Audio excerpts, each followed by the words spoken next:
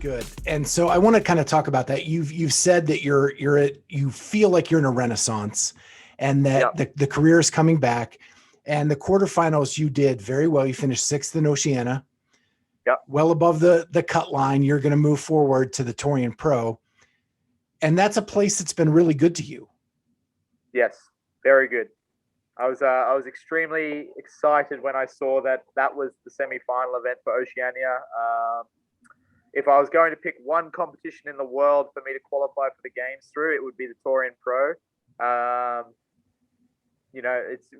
don't know. For me, I've got a good history of competing there. I've never not finished on the podium at that competition. I've won the last 2, and it's in my backyard. I really do believe in hometown advantage, and it's kind of, I feel like it's my jungle, and I'm the king of it, and I want to maintain that crown. So I'm really excited and confident going into the next one. And the last one I won was the second one in a row, and no one had ever won 2 Torian Pros in a row. And now I want to make that 3. So hopefully this year is the 3-peat. It's funny you say that, because the games. I was a competitive swimmer coming up, and there was one pool that whenever I swam there, I PR'd. Yep. And I don't know what it was. It's the same length as every other pool in the world. Yeah. Right. But for some reason in that building, like that's my place, and nobody's going to beat me. And it's funny. Like, it's the way I feel. Like I've got a really good crew and community I train with here, and I got an old friend who runs the gym that I train in now. And I was talking to him. I said, it's funny. In every time I've won a big competition, I kind of knew I was going to win. Like, going into it, like I knew I was going to win. I felt like I was going to win, and there was never a doubt that crossed my mind.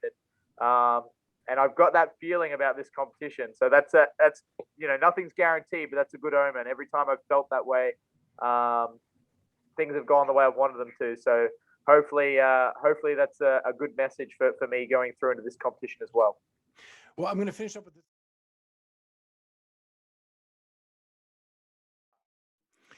So I saw the video of the accident, and I'm so glad that the video cut off shortly after it happens. Yep. And in that video, you have a quote that I think I'm going to put up on my garage gym wall. And It is, "Stop waiting for motivation and start cultivating discipline." Yes. Yeah. Yeah. That's an awesome quote. I actually got that from, I don't know if you've had him on the show yet, or if he does come on at some point, but I got that quote from James Hobart. Yeah, I've had him on the show. Yeah, he posted it. I think he posted it via his wife even. But it was around that time I saw it, and I was like, that is the perfect quote for me. And it's just, like it's a good reminder that motivation comes and goes, but if you're disciplined enough and you just get out and start every single day, and you make little things happen, and just move the needle just inch by inch, big things happen. Little things become big things. So, and that was really the I guess the quote or the mantra that I lived by as I rehab my elbow, because it was just, today I can do this much, but tomorrow I'll be able to do this much, and the next day I'll be able to do a little bit more. And I just took it day by day, and I made sure that I was disciplined in my rehab. And without being stupid about it, if my instruction was to do 5 sets of 10 banded such and such, I was doing 5 sets of 15, or I was doing 5 sets of 10 in the morning and again in the evening, and I was doing all the recovery things necessary, and I was looking into my diet, and I was making sure that any 1% chance I could take to improve my injury, to maybe get me back to competing, 1 sooner, but 2 at all, was a chance I was going to take. So that's that quote really helped get me through, particularly the first couple of months where things were could have gone either way.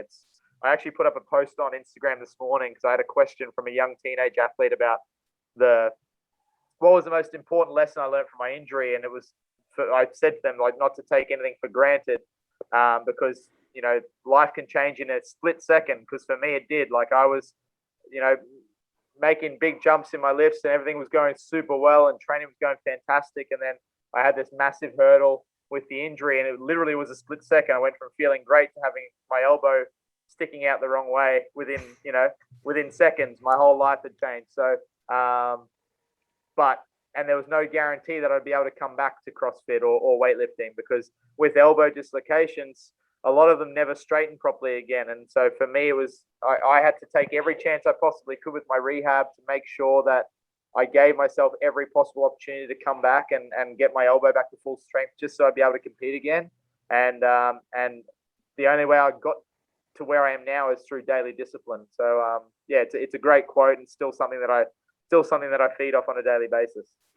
So your mindset during that time, one, you've suffered this injury and you've got to come back, seemed to be really good. But I'm sure there were down days where you had to look at that quote or something to get you through the day. And then the next hurdle is, how do you go back to snatching? Very lightly. It's same thing though with